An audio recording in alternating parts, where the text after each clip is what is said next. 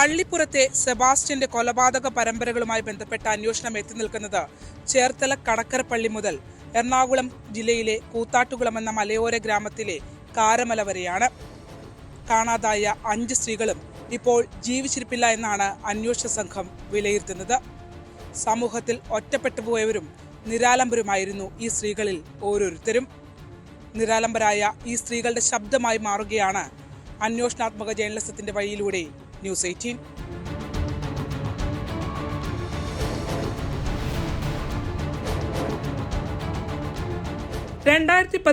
December 20 Cherthala Kadakkarappally സ്വദേശിയായ ബിന്ദു പത്മനാഭൻ എന്ന സ്ത്രീയെ കാണാനില്ല എന്ന് അന്വേഷണ സംഘത്തിന്റെ ഔദ്യോഗിക രേഖകളിൽ അടയാളപ്പെടുത്തുന്നത് ആദ്യമായി അന്നാണ്. പട്ടണക്കാട് പോലീസ് ബിന്ദുവിന്റെ സഹോദരൻ പ്രവീൺ നൽകിയ പരാതിയിൽ FIR രജിസ്റ്റർ ചെയ്തെങ്കിലും അന്നുവരെ ദല്ലാൽ മാത്രമെന്ന നാട്ടിൽ അറിയപ്പെട്ടിരുന്ന സെബാസ്റ്റ്യൻ എന്ന പ്രതിയെ അറസ്റ്റ് ചെയ്യാൻ പോലീസിന് വേണ്ടി വന്നത് 6 മാസത്തോളമാണ്. ബിന്ദു പത്മനാഭന്റെ 3 ഏക്കറോളം വരുന്ന ഭൂമി പലപ്പോഴായി തട്ടിയെടുത്ത് സെബാസ്റ്റ്യൻ കോടികൾ സമ്പാദിച്ച ശേഷമായിരുന്നു ബിന്ദു തന്നെ അപ്രത്യക്ഷമാകുന്നത്. ചേർത്തല DYSP AG ലാലിന്റെ നേതൃത്വത്തിൽ അന്വേഷണം നടത്തിയെങ്കിലും ബിന്ദു എവിടെയെന്ന ചോദ്യത്തിന് ഉത്തരം കണ്ടെത്താൻ ലോക്കൽ പോലീസിനോ പിന്നീട് ക്രൈംബ്രാഞ്ചിനോ കഴിഞ്ഞില്ല. വ്യാജരേഖകൾ ചമച്ചും ആൾമാറാട്ടം നടത്തിയും ഒരു സ്ത്രീയുടെ സ്വത്തുക്കൾ തട്ടിയെടുക്കപ്പെട്ടിട്ടും അവരെ കാണാനില്ലെന്ന വളരെ ഗൗരവമുള്ള പരാതി ലഭ്യമായ കേസിൽ സെബാസ്റ്റ്യനെതിരെ രജിസ്റ്റർ ചെയ്യപ്പെട്ടത് 6ഓളം തട്ടിപ്പ് കേസുകൾ മാത്രമായിരുന്നു. റിമാൻഡിൽ കഴിയേണ്ടി വന്നെങ്കിലും ജാമ്യം നേടിയ സെബാസ്റ്റ്യൻ ഒരു പോറൽ പോലും ഏൽക്കാതെ പുറത്തേക്കെത്തി. പള്ളിപ്പുറത്തെ വീട് വീണ്ടും കൊലക്കളമായി.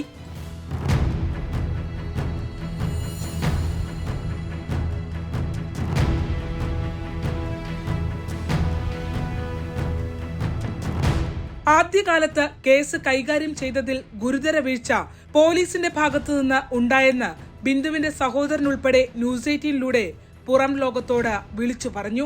7 പേജുള്ള ഒരു പെറ്റീഷൻ, ഒരു ലേഡി മിസ്സിംഗ് കേസ് ഞാൻ നേരിട്ട് ബൈഹാന്റെ SHOയ്ക്ക് കൊണ്ട് കൊടുത്തിട്ട് 70 ദിവസം കഴിഞ്ഞാണ് FIR ഉള്ളി FIR.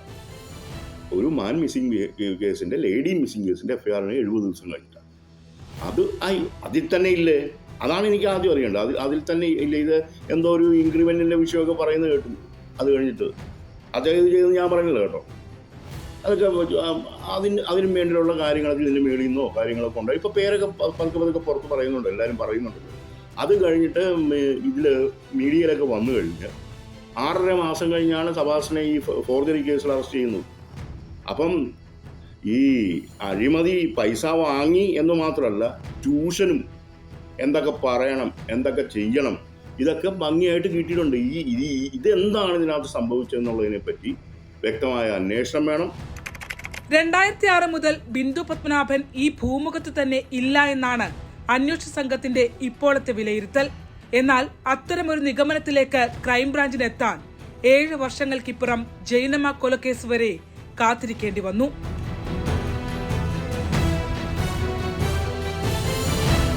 ബിന്ദുവിന്റെ വീട് വിൽപ്പനയിലെ ആദ്യ ദല്ലാളും സെബാസ്റ്റ്യനെ ബിന്ദുവിനെ പരിചയപ്പെടുത്തി കൊടുത്ത വ്യക്തിയുമായ സോഡാ പൊന്നപ്പനും കടക്കരപ്പള്ളി സ്വദേശി ശശികലയുമായുള്ള നിർണായക ശബ്ദ സംഭാഷണം ന്യൂസ് 18 പുറത്തുവിട്ടു. ബിന്ദുവിനെ ദല്ലാൽമാരായ സെബാസ്റ്റ്യനും സുഹൃത്ത് ഫ്രാങ്കലിനും ചേർന്ന് മയക്കുമരുന്ന് നൽകിയ ശേഷം സെബാസ്റ്റ്യന്റെ പള്ളിപ്പുറത്തെ വീട്ടിലെ ശുചിമുറിയിലിട്ട് കൊലപ്പെടുത്തിയെന്നായിരുന്നു സോഡാ പൊന്നപ്പൻ ശശികലയോട് വ്യക്തമാക്കിയത്. ഈ ശബ്ദരേഖ ആലപ്പുഴ ക്രൈംബ്രാഞ്ചിനും ലഭ്യമായിട്ടുണ്ട്. എന്തെങ്കിലും ഒരു ചുക്കുമില്ലായിരുന്നു, ഒന്നുമില്ല. ഒരു 5 പൈസയൊന്നും ഇല്ല എന്നുള്ളവരെ എനിക്കറിയാം. നടക്കില്ല. സെബാസ്റ്റ്യൻ ഇവനും കൂടിയാണ് വെച്ചത്.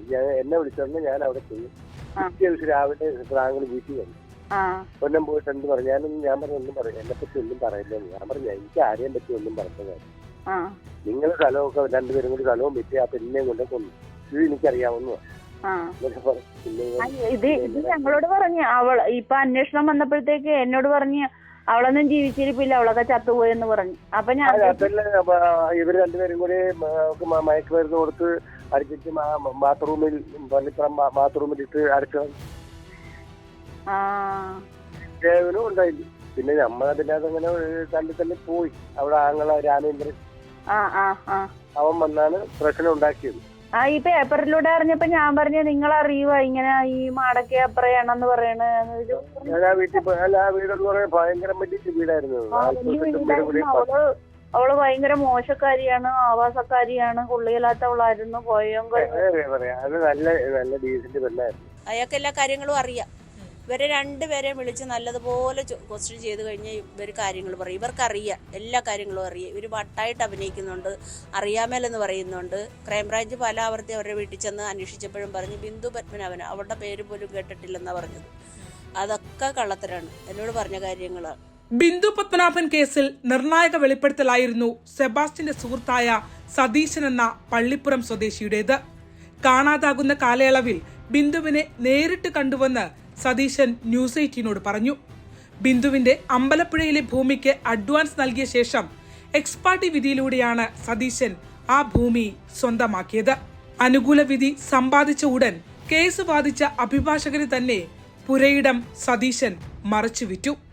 2006 മുതൽ ബിന്ദു ജീവനോടെ ഇല്ല എന്നാണ് അന്വേഷണ സംഘത്തിന്റെ വിലയിരുത്തൽ.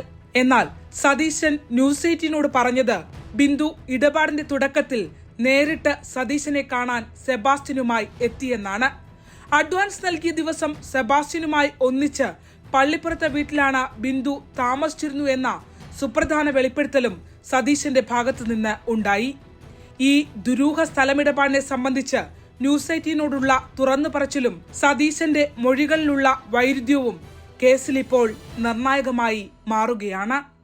പ്രോപ്പർട്ടി കാണാൻ വന്നപ്പോഴും ബിന്ദു ഇല്ല അല്ലേ? ബിന്ദു വീട്ടിലിരുന്നു, സെബാസ്റ്റിന്റെ വീട്ടിലിരുന്നു. ഞങ്ങൾ കണ്ട് അന്നാ ഇതുപോലെ രജിസ്ട്രേഷൻ ഇല്ലല്ലോ. അന്നല്ല, ബിന്ദു വീട്ടിലുണ്ടെന്ന് സെബാസ്റ്റ്യൻ പറഞ്ഞതാണോ അതോ ചേട്ടൻ കണ്ടു? എന്റെ അടുത്ത് വന്നിട്ടല്ലേ അങ്ങോട്ട് പോയത്. സെബാസ്റ്റിന്റെ വീട്ടിലിരിക്കുമ്പോൾ സെബാസ്റ്റിന്റെ ഭാര്യ ഉണ്ടോ?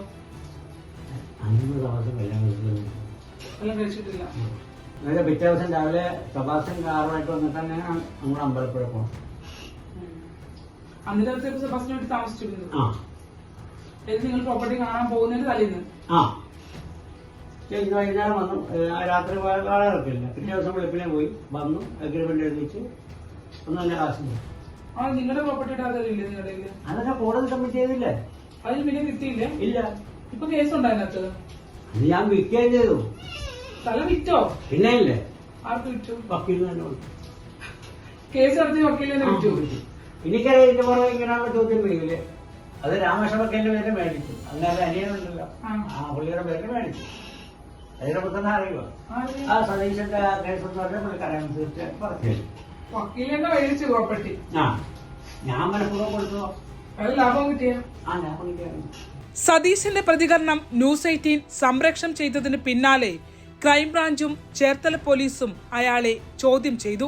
വീട്ടിലും സതീശന്റെ ലോഡ്ജിലും റെയ്ഡുകൾ നടന്നു. ഇപ്പോൾ ബിന്ദു പത്മനാഭൻ കൊല ചെയ്യപ്പെട്ടിരിക്കുന്നുവെന്ന് അന്വേഷണ സംഘം തന്നെ സ്ഥിരീകരിക്കുന്നു. ജയനമ്മ കൊലക്കേസിൽ ചോദ്യം ചെയ്യുന്നതിനിടയിൽ ബിന്ദുവിനെ കൊന്നുവെന്ന് സെബാസ്റ്റ്യൻ കുറ്റസമ്മത മൊഴിയും നൽകിക്കഴിഞ്ഞു. ബിന്ദുവിന്റെ മൃതദേഹം സംസ്ഥാനത്തിന് പുറത്തടക്കം കൊലയ്ക്ക് ശേഷം ഉപേക്ഷിച്ചെന്ന മൊഴികളും പുറത്തുവരുന്നു. വേളാങ്കണ്ണി, ഉടുപ്പി, ബാംഗ്ലൂർ എന്നിവിടങ്ങളിൽ ഇരുവരും ഒന്നിച്ചും സെബാസ്റ്റ്യൻ ഒറ്റയ്ക്കും പോയതായാണ് അന്വേഷണ സംഘത്തിന്റെ കണ്ടെത്തൽ. സെബാസ്റ്റ്യൻ ബിന്ദുവിനെ കൊലപ്പെടുത്തിയെന്ന് ബോധ്യമായതായി crime branch CI Hemanth Kumar remand റിപ്പോർട്ടിൽ വ്യക്തമാക്കുന്നു. സ്വത്തുക്കൾ തട്ടിയെടുത്തതിൽ ഭൂമാഫിയയുടെ ഇടപെടൽ ഉണ്ടെന്ന നിർണായക വഴിത്തിരിവും കേസിലുണ്ട്. സെബാസ്റ്റ്യൻ ഭൂമി തട്ടിപ്പ് കേസിൽ അറസ്റ്റിലാകുമ്പോൾ സഹായവുമായി കണ്ണൂരിൽ നിന്നൊരു സംഘം എത്തിയിരുന്നുവെന്ന് ന്യൂസ് 18 നേരത്തെ റിപ്പോർട്ട് ചെയ്തിരുന്നു. കണ്ണൂർ കേന്ദ്രീകരിച്ചും അന്വേഷണമുണ്ടാകുമെന്ന് ഇപ്പോൾ ക്രൈംബ്രാഞ്ച് വ്യക്തമാക്കിയിരിക്കുന്നു. കൃത്യമായ തെളിവുകളോടെയാണ് ആലപ്പുഴ ക്രൈംബ്രാഞ്ച് ഈ കേസിൽ ഇപ്പോൾ മുന്നോട്ടു പോകുന്നത്. സെബാസ്റ്റ്യൻ സീരിയൽ കില്ലർ എന്ന അന്വേഷണ സംഘത്തെ ചിന്തിപ്പിച്ച കേസാണ് ഐഷ തിരോധാന കേസ്. റിട്ടയർഡ് സർക്കാർ ജീവനക്കാരിയും വാരനാട് സ്വദേശിയുമായ ഐഷയെ കാണാതാകുന്നത് 2012-ലാണ്. ഐഷ നമ്മുടെ ചേർത്തല മുനിസിപ്പൽ പ്രദേശത്ത് താമസിക്കുന്ന ആണ്. അത് ഇച്ചിരി കാലയളവായി, 10 വർഷത്തോളം ആയി കാണുമായിരിക്കും. ഇതുവരെ ഐഷയെ കണ്ടെത്തുവാനൊന്നും സാധിച്ചിട്ടില്ല. അത് ആദ്യഘട്ടത്തിൽ ചെറിയ അന്വേഷണം അവിടെ സ്റ്റേഷൻ ബേസിൽ നടന്നല്ലാതെ പിന്നെ അന്വേഷണങ്ങളൊന്നും നടന്നിട്ടില്ല. അവിടെ ഈ സെബാസ്റ്റ്യൻ വന്നുപോയതായിട്ട് അവിടെയുള്ള ആളുകൾ തന്നെ പറഞ്ഞിട്ടുണ്ട്. എന്റെ വീടിന് സമീപത്തുള്ള സ്ഥലം കൂടിയാണ്. ആ സമയത്ത് തന്നെ പറഞ്ഞ് ഈ ബിന്ദുവിന്റെ കേസ് നടക്കുന്ന സമയത്ത് ഈ ഐഷയുടെ അവിടെ സെബാസ്റ്റ്യൻ വന്ന കാര്യങ്ങളൊക്കെ നമ്മളോട് പറഞ്ഞിട്ടുള്ളത്. കഴിഞ്ഞിടക്ക് ഒരു മോൻ വന്ന് ഇങ്ങനെ അന്വേഷണമായിട്ട് മുന്നോട്ട് പോകാൻ പോകുന്നുവെന്ന് അവിടെ വന്ന് വന്ന് പറഞ്ഞായിട്ട് ഐഷ റിട്ടയർ ആയതാണ്. അവർ പെൻഷനും അങ്ങനെ ഉള്ള കാര്യങ്ങളും ഉണ്ടായിരുന്നു. കാണാതാകുന്നതിന്റെ പിറ്റേ ദിവസം ഐഷയുടെ സ്വന്തം പേരിൽ വാങ്ങിയ ഭൂമിയുടെ രജിസ്ട്രേഷൻ ആയിരുന്നുവെന്നും തന്റെ പണം സെബാസ്റ്റ്യനിൽ നിന്ന് വാങ്ങാൻ പോയ ഐഷയെ സെബാസ്റ്റ്യൻ കൊലപ്പെടുത്തിയതാകാമെന്നും സെബാസ്റ്റ്യന്റെ മുൻ പെൺസുഹൃത്തായ റോസമ്മയോട് ന്യൂസ് 18 നടത്തിയ അന്വേഷണത്തിൽ കണ്ടെത്തി. ചേർത്തല പോലീസ് അൺഡിക്റ്റഡ് എന്ന് എഴുതിത്തള്ളിയ കേസിന്റെ പുനരന്വേഷണത്തിലേക്ക് വെളിച്ചം വീശുന്നതായി റോസമ്മയുടെ വാക്കുകൾ. ഇപ്പോൾ കാണാതാകുന്ന ദിവസം ഐഷ പോയത് പള്ളിപ്പുറത്തെ സെബാസ്റ്റ്യന്റെ വീട്ടിലേക്കാണെന്നും അത് റോസമ്മയുടെ കൂടെ അറിവോടെയാണെന്നും ചേർത്തല പോലീസ് പറയുന്നു. വന്ന് തന്നെ 3 പ്രാവശ്യം എന്നെ വിളിച്ചു. ഞാനൊരു വന്നപ്പോൾ തൊട്ട് ഒരു 5-8 പ്രാവശ്യം എല്ലാം തിരിച്ചു വിളിച്ചു, എടുത്തില്ല. പിറ്റേ ദിവസവും ഞാൻ അങ്ങോട്ട് വിളിച്ചുകൊണ്ടിരുന്നു, ഫോൺ എടുത്തില്ല. 2-3 ദിവസം വിളിച്ചിട്ടും കാണാതെയും കിട്ടാതെയും വന്നപ്പോഴാണ് അവരുടെ വീട്ടിൽ ചെന്ന് ആങ്ങളയോട് പറഞ്ഞു, ഐഷയെ 2-3 ദിവസമായിട്ട് കാണുന്നില്ല, ഫോൺ വിളിച്ചിട്ടും കിട്ടുന്നില്ല എന്ന് പറഞ്ഞു. എന്നിട്ട് പിന്നെ അവർ പറഞ്ഞിട്ട് പിന്നെ അവർ മക്കളെ വരുത്തി അവർ പരാതി കൊടുത്തു. അങ്ങനെ പോലീസ് സ്റ്റേഷനിൽ റോസ്ഫിജി ഇരിക്കുന്ന സമയത്ത് ഐഷയുടെ ഫോണിൽ നിന്ന് കോൾ വന്നില്ല. വന്നോണ്ടിരുന്നു. അന്നേരം ഞാൻ അത് സംബന്ധിച്ച് പോലീസുകാരോട് സംസാരിച്ചില്ലേ? അന്നേരം പറഞ്ഞു ഇതേ ഐഷയുടെ കോളാന്ന് പറഞ്ഞ് എടുത്ത് കാണിച്ചു. അവർ നോക്കുകയും ചെയ്തു. അവരെന്നാ ചെയ്തു? ചേർത്തല പോലീസ് സ്റ്റേഷനായിരുന്നു. അതെ അതെ. അവരത് അന്വേഷിച്ചില്ലായിരിക്കും, അല്ലെങ്കിൽ അതിന് മറുപടി കിട്ടുകയല്ലാന്നോ. ഐഷയ്ക്ക് എന്ത് സംഭവിച്ചതായിരിക്കും എന്നാണ് റോസ്ഫി ചേച്ചി കരുതുന്നത്? ജീവനോടെ ഉണ്ടെന്ന് കരുതുന്നു. ഉണ്ടായിരുന്നല്ലേ, എവിടെ ആയാലും വെച്ചെന്നെ വിളിച്ചെന്നെ വരുന്നു. എങ്ങനെയായാലും ഞാനുമായിട്ട് ബന്ധപ്പെട്ടേനെ. സെബാസ്റ്റ്യൻ കൂടുതൽ സ്ത്രീകളെ ലക്ഷ്യം വെച്ചിരുന്നുവെന്ന് ഐഷയുടെ അയൽവാസി കൂടിയായ റിട്ടയർഡ് അധ്യാപിക എലിസബത്ത് ജേക്കബും ന്യൂസ് 18 പറഞ്ഞു. സ്ഥലം വാങ്ങി നൽകാമെന്ന് പറഞ്ഞ് തന്നെയും സെബാസ്റ്റ്യൻ സമീപിച്ചിരുന്നതായി ഐഷയുടെയും റോസമ്മയുടെയും അയൽവാസി കൂടിയായ ഈ മുൻ അധ്യാപിക പറയുന്നു. റോസമ്മ, ഐഷ, സെബാസ്റ്റ്യൻ എന്നിവർ തമ്മിൽ അടുത്ത ബന്ധമുണ്ടായിരുന്നുവെന്ന് ടീച്ചറും ന്യൂസ് 18 സ്ഥിരീകരിച്ചു. എൻ്റെ വീട്ടിൽ വന്നിട്ടുണ്ട്. ഞാൻ ഒറ്റയ്ക്ക് താമസിക്കുക. അപ്പോൾ ഞാൻ ഒറ്റയ്ക്ക് താമസിക്കുന്ന സ്ഥലവും വരെ വഴിയില്ലാത്തതുകൊണ്ട് ടീച്ചർ ഞാൻ റോഡ് സൈഡ് സ്ഥലവും വരെ വാങ്ങിച്ചു തരാം, പിന്നെ ഇത് അവരെടുത്തോളാമെന്ന് പറഞ്ഞു. ഞാൻ പറഞ്ഞു അങ്ങനെ എനിക്ക് സ്ഥലവും വരെ ആവശ്യമില്ല, എനിക്ക് ഇത് തന്നെ മതിയെന്ന് പറഞ്ഞു. അങ്ങനെ അയാൾ പോവുകയും ചെയ്ത് അയാൾ കൊടുത്തിട്ടുമില്ല. അങ്ങനെ സമീപിച്ചതാണ് സ്ഥലവും പിന്നെ വസ്തു വിൽപ്പനയുമായിട്ട് ബന്ധപ്പെട്ട്. റോഡ് സൈഡിൽ ഇതിന് പകരം റോഡ് സൈഡിൽ പള്ളിയുടെ അടുത്തായിട്ട്, ഞങ്ങൾ ക്രിസ്ത്യാനിയില്ലേ, അതുകൊണ്ട് പള്ളിയുടെ അടുത്തായിട്ട് സ്ഥലവും വരെയും നല്ലത് വാങ്ങിച്ചു തരാം എന്നും പറഞ്ഞുകൊണ്ട് വാഗ്ദാനം ചെയ്തുകൊണ്ടാണ് ഇവിടെ വന്നത്. എനിക്ക് ആ മനുഷ്യനെ അറിയാമായിരുന്നുകൊണ്ട് അയാൾ ഉടായിപ്പാണെന്നുള്ളത് നമ്മുടെ സ്വന്തക്കാർ പറഞ്ഞതുകൊണ്ട് ഞാൻ പറഞ്ഞു അതിൻ്റെ ആവശ്യം എനിക്കില്ല, എനിക്ക് വസ്തു പിന്നെ വിറ്റിട്ട് ഇവിടെ പോകുന്ന പ്രശ്നമില്ലെന്ന് പറഞ്ഞു. ആദ്യമായിട്ട് ഞാൻ ഈ സെബാസ്റ്റ്യനെ കാണുന്നത് അയാൾ അവരുടെ വീടിൻ്റെ അരപ്രൈസ്, ഞാൻ മുമ്പ് പറഞ്ഞില്ലേ, അരപ്രൈസിൽ ഇരിക്കുന്നതാണ്. അപ്പോൾ അവിടെ JCB കൊണ്ടുവന്ന് അവരുടെ പുരയിടത്തിൽ പിന്നെ വേരൊക്കെ തെങ്ങിൻ്റെയും മരത്തിൻ്റെയൊക്കെ വേര് മാന്തിക്കുന്നുണ്ട്. അങ്ങനെ ആരും ചെയ്യാത്ത കാരണം ഇവർ സ്ഥലത്തില്ലാഞ്ഞുകൊണ്ട് ഞാൻ ചോദിച്ച് നോക്കാൻ പോയതാണ് അയൽവാസി എന്ന നിലയിൽ. അന്നേരം അയാൾ ചോദിച്ചു എന്നോട് എന്താ നോക്കുന്നത്. ഞാൻ പറഞ്ഞില്ല ഇത് അതൊന്നും എന്താണ് ആരാണെന്ന് അറിയാനാണെന്ന് പറഞ്ഞു. അത് എന്നെ ഏൽപ്പിച്ചിട്ട് പോയതാണെന്ന് പറഞ്ഞു. എന്നിട്ട് എന്നെ അങ്ങോട്ട് വിളിച്ച് വരാം. ഞാൻ പറഞ്ഞു അങ്ങോട്ട് വരേണ്ട കാര്യം എനിക്കില്ല, എനിക്ക് വേറെ ജോലിയാണെന്ന് പറഞ്ഞു. ഞാൻ ജോലിയും ചെയ്തു. അങ്ങനെയാണ് ആ മനുഷ്യനെ ആദ്യമായിട്ട് കാണുന്നത്. റോസമ്മയുടെ വാക്കുകളിലെ വൈരുദ്ധ്യവും റോസമ്മയ്ക്കും സെബാസ്റ്റ്യനും ഐഷ തിരോധാനത്തിൽ വ്യക്തമായ പങ്കുണ്ടെന്ന് കുടുംബ സുഹൃത്തായ നൌഷാദിന്റെ വെളിപ്പെടുത്തലും പോലീസിന് മുന്നിലേക്ക് ന്യൂസ് 18 നിരത്തി. റോസമ്മ പറയുന്ന ഒരു 100-90% കാര്യങ്ങളും വാസ്തവവിരുദ്ധമായിട്ടുള്ള കാര്യങ്ങളാണ് റോസമ്മ പറയാറുള്ളത്. റോസമ്മ ആദ്യമേ സെബാസ്റ്റ്യനെ അറിയില്ല എന്ന് പറഞ്ഞു, അത് വരാറില്ല എന്ന് പറഞ്ഞു. ഐഷയാണ് ഈ സെബാസ്റ്റ്യനെ റോസമ്മക്ക് പരിചയപ്പെടുത്തി കൊടുത്തതെന്ന് പറഞ്ഞു. ഈ ഐഷാനെ കാണാതായതിനു ശേഷം റോസമ്മ ആദ്യം പറയുന്നത് പോലെ ആദ്യത്തെ 2-3 ദിവസമൊന്നും അന്വേഷണമൊന്നും ഇല്ലായിരുന്നു. ആങ്ങളയുടെ വീട്ടിലാണ് ഐഷ താമസിച്ചുകൊണ്ടിരുന്നത് കുറച്ചു കാലം. ആ ഇടക്കാലം കൊണ്ട് അവരുടെ ഫാമിലിയിൽ ചെറിയ എന്തോ ഒരു പ്രശ്നങ്ങളുണ്ടായിരുന്നു. അതുകൊണ്ട് തന്നെയാണ് ആദ്യമേ ഇവർ റോസമ്മ വന്ന് പറഞ്ഞത് കൊണ്ടിട്ടാണ് ഇവർ അധികം ഗവനിക്കാതിരുന്നത്. നമ്മുടെ അറിവ് ശരിയാണെന്നുണ്ടെങ്കിൽ ഈ ആങ്ങളയുടെ വീട്ടുകാരാണ് ആദ്യം മകനെ വിവരം അറിയിക്കുന്നത്. അതിനുശേഷമാണ് റോസമ്മ അറിയിക്കുന്നതും മകനാണ് സ്റ്റേഷനിൽ പരാതി കൊടുക്കാനായിട്ട് ഐഷാനെ കാണുന്നില്ല എന്നും പറഞ്ഞു പോകുന്നത്. ന്യൂസ് 18 ഈ കണ്ടെത്തലുകൾ ഐഷ തിരോധാന കേസിൽ സെബാസ്റ്റ്യന് പങ്കുണ്ടെന്ന നിഗമനത്തിലേക്ക് അന്വേഷണ സംഘത്തെ എത്തിച്ചു. വർഷങ്ങൾക്ക് ശേഷം ഐഷ കേസ് റീഓപ്പൺ ചെയ്തു. റോസമ്മയെ പോലീസ് ചോദ്യം ചെയ്തു. സെബാസ്റ്റ്യൻ ഉണ്ടായിരുന്ന കാലത്ത് നിർമ്മിച്ച അവരുടെ ദുരൂഹത നിറഞ്ഞ കോഴി ഫാമിൽ മൃതദേഹാവശിഷ്ടങ്ങൾക്കായി റഡാറുകൾ ഉപയോഗിച്ച് അന്വേഷണ സംഘം പരിശോധന നടത്തി.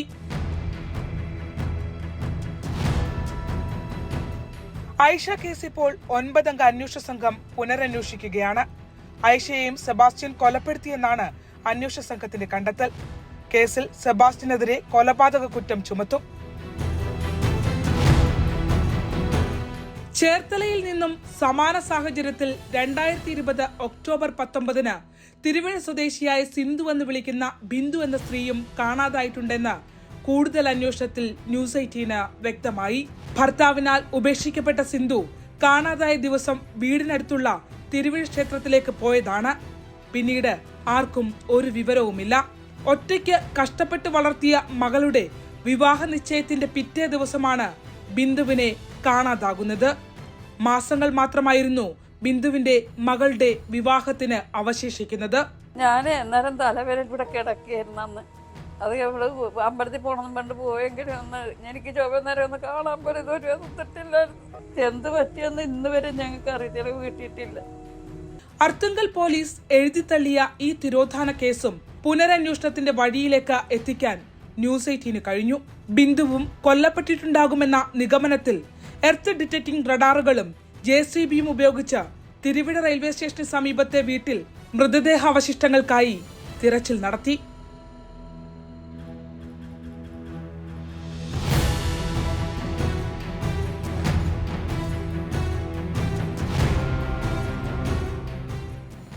നേരത്തെ പറഞ്ഞ കേസുകളിലേക്കെല്ലാം വഴിതെളിച്ചത് കോട്ടയം ഏറ്റുമാനൂർ സ്വദേശി ജൈനമ്മയുടെ തിരോധാനമാണ്. ജൈനമ്മയ്ക്കായുള്ള തിരച്ചിൽ എത്തിനിന്നത് ദുരൂഹതകൾ നിറഞ്ഞ സെബാസ്റ്റ്യന്റെ പള്ളിപ്പുറത്തെ പുരയിടത്തിലാണ്. ജൈനമ്മയുടെ ഫോണിന്റെ അവസാന ടവർ ലൊക്കേഷനും വീടിനകത്തുള്ള രക്തക്കറകളും പറമ്പിൽ നിന്ന് ലഭിച്ച എല്ലുകളുമെല്ലാം മൺമറഞ്ഞു പോയ സ്ത്രീകളുടെ തിരോധാനത്തിന്റെ മറവിൽ സെബാസ്റ്റ്യൻ ഉണ്ടെന്ന തിരിച്ചറിവിലേക്ക് ക്രൈംബ്രാഞ്ചിനെയും ലോക്കൽ പോലീസിനെയും കൊണ്ടെത്തിച്ചു. ജൈനമ്മ കൊല്ലപ്പെട്ട 2024 ഡിസംബർ 23 പള്ളിപ്പുറത്തെ സെബാസ്റ്റ്യന്റെ വീട്ടിൽ എന്ത് സംഭവിച്ചു? ജൈനമ്മയുടെ മൃതദേഹം പള്ളിപ്പുറത്തെ വീട്ടിലുണ്ടെന്ന് അന്വേഷണ സംഘം കരുതുന്ന ദിവസമാണ് സെബാസ്റ്റ്യൻ പറഞ്ഞതനുസരിച്ച് മദ്യവുമായി ആ വീട്ടിൽ ഓട്ടോറിക്ഷ ഡ്രൈവർ മനോജ് എത്തിയത്. അന്ന് ആ വീട്ടിൽ എന്ത് സംഭവിച്ചുവെന്ന് മനോജ് വെളിപ്പെടുത്തിയതും ന്യൂസ് 18ലൂടെ. ഇവിടെ ലാസ്റ്റ് ജൈനമ്മ കേസിനകത്ത് ആകപ്പാട് അന്നത്തെ ആ സ്പോട്ടിൽ വന്നിട്ടുള്ള ആളെ കേട്ട മാത്രമാണല്ലോ. അയാൾ എന്തെങ്കിലും പറഞ്ഞിട്ടാണോ?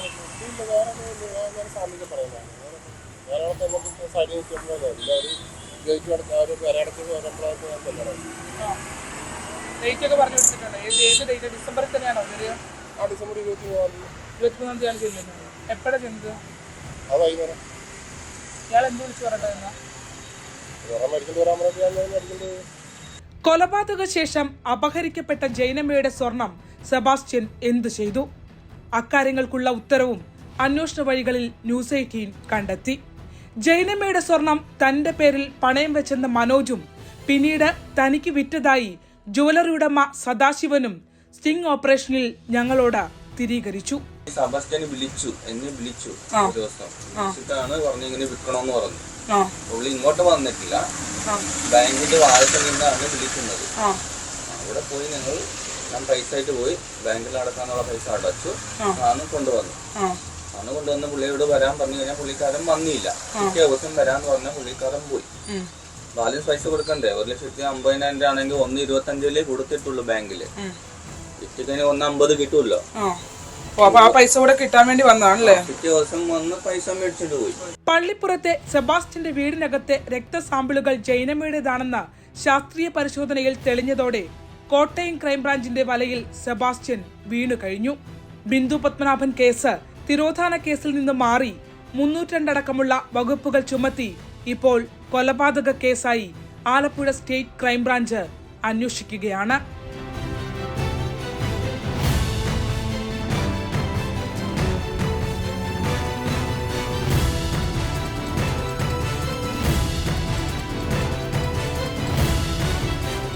ആലപ്പുഴ, കോട്ടയം ജില്ലകളിലെ 4 സ്ത്രീകൾക്ക് പിന്നാലെ സെബാസ്റ്റ്യനുമായി ബന്ധപ്പെട്ട് ന്യൂസ് 18ന്റെ പുതിയ അന്വേഷണം എത്തി നിൽക്കുന്നത് എറണാകുളം ജില്ലയിലെ കൂത്താട്ടുകുളം കാരമല സ്വദേശി ഏലിയാമ്മ എന്ന കുഞ്ഞിപ്പെണ്ണിന്റെ തിരോധാന കേസിലാണ്. 2018 ജൂലൈ 4 കൂത്താട്ടുകുളം പോലീസ് സ്റ്റേഷനിൽ രജിസ്റ്റർ ചെയ്ത FIR ആണിത്. കോഴിപ്പള്ളി കാരമല ഉദയപ്പാറ വീട്ടിൽ കുഞ്ഞിപ്പെണ്ണെന്ന് വിളിക്കുന്ന ഏലിയാമ്മ രാവിലെ 11:30 വീട്ടിൽ നിന്ന് ജോലിക്ക് പോയതാണ്. പിന്നീട് മടങ്ങി വന്നിട്ടില്ല. വർഷം 8 പിന്നിടുന്നു. കൂത്താട്ടുകുളം പോലീസും എറണാകുളം ക്രൈംബ്രാഞ്ചും കേസ് അന്വേഷിച്ചു. പക്ഷേ യാതൊരു വിവരവും ആർക്കും ലഭ്യമായില്ല. സുഖമില്ലാത്ത മകനുമായി കാരമലയിലെ വീട്ടിൽ ഒറ്റയ്ക്കായിരുന്നു ഏലിയാമ്മയുടെ താമസം. വിവാഹ ബ്രോക്കർ ആയിരുന്നു. കൂത്താട്ടുകുളം പ്രൈവറ്റ് ബസ് സ്റ്റാൻഡ് ആയിരുന്നു പ്രവർത്തന കേന്ദ്രം. സുഹൃത്ത് മേരിയും കൂടെ അക്കാലത്ത് ഉണ്ടായിരുന്നവരും ആരായിരുന്നു ഏലിയാമ്മയെന്ന് നമ്മളോട് പറയുന്നു. 2018 വരെ അവരിവിടെ ഉണ്ടായിരുന്നു. ലോട്ടറി കച്ചവടമൊക്കെ നടത്തിയിരുന്ന ബ്രോക്കർ പണിയൊക്കെ ഉണ്ടായിരുന്നു ഏലിയാമ്മ. ബ്രോക്കർ പണി ഉണ്ടായിരുന്ന കുഞ്ഞുമണി ചേച്ചിയാണോ? അതെ അതെ അതെ. പുള്ളിക്കാരത്തിനെ കാണാതെ പോയിട്ട് ഇതുവരെ കണ്ടിട്ടില്ല. അതാ ഞാൻ ചോദിച്ചാ. അപ്പൊ ഇതുവരെ കണ്ടു കിട്ടിയിട്ടില്ല എന്നാണ് പറയുന്നത്.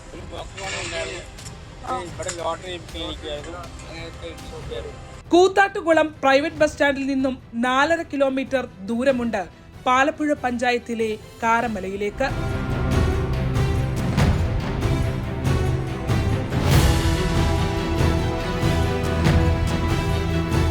ജൂലൈ 4 മുതലാണ് കാണാതാവുന്നത്. അമ്മയൊന്നും രാവിലെ അവിടെ നിന്ന് 10 മണിയുടെ വണ്ടിക്കാണ് പോകുന്നത്. സാധാരണ തിരിച്ച് 5-ന്റെ വണ്ടിക്ക് വരാറ്. അന്വേഷണം തുടങ്ങി. അതായത് ഈ ജൂലൈ 4 രാവിലെ വീട്ടിൽ നിന്ന് അമ്മ പോയതാണ്. അമ്മ എന്ത് ജോലിയാണ് ചെയ്യുന്നത്? ബ്രോക്കർ പരിപാടിയാണ് കൂടുതലുണ്ടായിരുന്നത്. ബ്രോക്കർ പരിപാടിയായിട്ടാണ്. ലോട്ടറി കച്ചവടം ഉണ്ടായിരുന്നല്ലോ? കച്ചവടം ഇല്ലായിരുന്നു. ലോട്ടറി കച്ചവടം ഇല്ലായിരുന്നു. ബ്രോക്കർ പരിപാടിയായിരുന്നു കൂടുതലും. രാവിലെ പോയി വൈകുന്നേരം വരുന്ന സമയത്തിന് കാണാതിരുന്നപ്പോൾ അന്വേഷണം തുടങ്ങിയതാണ്. നമ്മുടെ മുമ്പിൽ സ്വിച്ച് ഓഫ് ആയിരുന്നു. ഈ സെബാസ്റ്റ്യനെ ബിനു കണ്ടു എന്നുള്ളത് പോലീസിന് മൊഴി നൽകിയിട്ടുണ്ടല്ലോ. അങ്ങനെ ഒരാളാണ്. പിന്നെ അവിടെ ഒരു ചെറിയൊരു വീഡിയോയുടെ ഒരു CCTVയുടെ ദൃശ്യം കിട്ടിയായിരുന്നു. അങ്ങനെ അമ്മയും ഒരാൾക്കാണ് അത് സ്റ്റേഷനിൽ ഏൽപ്പിച്ചിട്ടുള്ള. അമ്മയും അദ്ദേഹം തമ്മിൽ എന്തായിരുന്നു ബന്ധം? ഒരു ബ്രോക്കർമാരാണ്. പുള്ളിയും ബ്രോക്കർ രീതിയിലാണ് ഇവിടെ വന്നത്. ബ്രോക്കറിന്റെ പരിപാടിയൊക്കെ ആയിട്ടാണ് വരുന്നത്. ബ്രോക്കർ അമ്മയും അവരുമായിട്ട് എന്തെങ്കിലും കണക്ഷൻ ഉണ്ടാവുമായിരിക്കും. ന്യൂസ് 18 വാർത്താ സംഘം കാണിച്ച ചിത്രങ്ങളിൽ നിന്ന് സെബാസ്റ്റ്യനെ മകൻ ബിനുവും ഏലിയാമ്മയുടെ സുഹൃത്തായ മേരിയും തിരിച്ചറിഞ്ഞു. ഇത് തന്നെ അന്നത്ര നരപ്പൊന്നും ഇല്ലായിരുന്നു. പിന്നെ മുടി ഇവിടെ മുറ്റി അങ്ങനെ അത്രയൊന്നും പോയിട്ടില്ല. അത്രയൊന്നും പോയിട്ടില്ല. ഇയാള് തന്നെയാണ്? ഇയാള് അത്രേ ഉള്ളൂ. 8 വർഷം മുമ്പ് കണ്ടതാണ്. ഇത് ഇയാള് തന്നെയാണോ? ഇയാള് തന്നെയാണെന്നാണ് ഓർമ്മയില്. ഇയാളെ കണ്ടിട്ടുണ്ടോ? കണ്ടിട്ടുണ്ടോ? ഇങ്ങനെ എല്ലപ്പോഴും അങ്ങനെ ജസ്റ്റ് നമുക്ക് ആളെ അന്വേഷിക്കേണ്ട കാര്യമില്ലല്ലോ. ഇതൊക്കെ വരുമ്പോ എന്നാലും കാണുന്നല്ലാണ്ട്. കണ്ടിട്ടുണ്ട് ഇയാളെ? കണ്ടിട്ടുണ്ട്. ഇയാള് സ്ഥലക്കച്ചവടമായിരുന്നു ആണോ? ഇവിടെ സ്ഥലക്കച്ചവടക്കാരൊക്കെ മിക്ക ആൾക്കാരും വരുന്നുണ്ട്. കണ്ടിട്ടുണ്ടല്ലേ ഇയാളെ? കണ്ടിട്ടുണ്ട്. സെബാസ്റ്റ്യനുമായി ഒരുമിച്ച് മദ്യപിച്ചു എന്ന ഏലിയാമ്മ വെളിപ്പെടുത്തിയെന്ന നിർണായക മൊഴി അയൽവാസിയും ഷാപ്പ് ജീവനക്കാരനുമായ ബേബി മത്തായിയും പോലീസിന് നൽകി കഴിഞ്ഞു. പറഞ്ഞു പേപ്പറിലൊക്കെ ഈ സെബാസ്റ്റ്യന്റെ ഇങ്ങനെ പേര് വന്നപ്പോഴാണ് നമുക്കൊരു സംശയം തോന്നിയത്. അന്ന് ഇങ്ങനെ ഇത് മദ്യപിച്ചിട്ട് വന്നിട്ട് പറഞ്ഞല്ലോ സെബാസ്റ്റ്യൻ ചേട്ടന്റെ കൂട്ടത്തിലാണ് എന്ന് കൂടിയെന്ന് കമ്പനി കൂടിയെന്ന് പറഞ്ഞു. അതുകൊണ്ടാണ് ഞാൻ സംശയം കൊണ്ടാണ് പറഞ്ഞത്. അവർ കാണാതായ ശേഷം അവരുടെ മൊബൈലിന്റെ അവസാനം അവരുടെ ടവർ ലൊക്കേഷൻ കാണിക്കുന്നത് വെളിയന്നൂർ എന്ന സ്ഥലമാണ്. അപ്പം അതൊരു ഏറ്റുമാനൂരിലേക്കുള്ള റൂട്ടാണ് അല്ലെ? കോട്ടയം വെളിയന്നൂർ കൂടി MC റോഡ് വഴി പോവാതെ വെളിയന്നൂർ കൂടി കുഴുവൂർ കൂടി അങ്ങനെ കോട്ടയത്തിന് ഏറ്റുമാനൂർക്കൊക്കെ പോവാതെ. കോട്ടയം, ആലപ്പുഴ ക്രൈംബ്രാഞ്ച് ടീമുകൾ ഇതിനോടകം തന്നെ ഏലിയാമ്മയുടെ മകനുമായും കൂത്താട്ടുകുളം പോലീസുമായും ബന്ധപ്പെട്ട് കഴിഞ്ഞു. ബ്രോക്കർമാർ കേന്ദ്രീകരിച്ചിരുന്ന പ്രൈവറ്റ് ബസ് സ്റ്റാൻഡിൽ സെബാസ്റ്റ്യനും എത്തിയിരുന്നുവെന്നാണ് നിഗമനം. സെബാസ്റ്റ്യൻ താമസിച്ചിരുന്ന ഏറ്റുമാനൂരിലേക്കുള്ള റൂട്ടിൽ വെളിയന്നൂർ ഭാഗത്താണ് ഏലിയാമ്മയുടെ ഫോണിന്റെ അവസാന ടവർ ലൊക്കേഷൻ അന്ന് രേഖപ്പെടുത്തിയിരിക്കുന്നത്. ബിന്ദു പത്മനാഭനിൽ തുടങ്ങി ഏലിയാമ്മയിൽ എത്തി നിൽക്കുന്ന ഈ അന്വേഷണ വഴികൾ ഇവിടെ അവസാനിക്കുമോ എന്ന കാര്യത്തിൽ ഒരു ഉറപ്പുമില്ല. കേരളം കണ്ട ഏറ്റവും ബുദ്ധിമാനായ ക്രിമിനൽ എന്നാണ് അന്വേഷണ സംഘങ്ങൾ സെബാസ്റ്റ്യനെ വിലയിരുത്തുന്നത്. ആ സെബാസ്റ്റ്യന്റെ കുറ്റകൃത്യങ്ങളുടെ വഴിയിലെ പ്രധാന വഴിത്തിരിവുകൾ കണ്ടെത്താൻ കഴിഞ്ഞതിൽ ഞങ്ങളുടെ അന്വേഷണവും ജാഗ്രതയും ഉണ്ട് എന്നതിൽ അഭിമാനമുണ്ട്. നിരാലംബരായ ഈ സ്ത്രീകൾക്ക് എന്ത് സംഭവിച്ചു? നിയമം അർഹിക്കുന്ന ശിക്ഷ സെബാസ്റ്റ്യന് കിട്ടുമോ? ഈ ചോദ്യങ്ങൾക്ക് ഉത്തരം കിട്ടും വരെയും ന്യൂസ് 18 പിന്നാലെ ഉണ്ടാകും.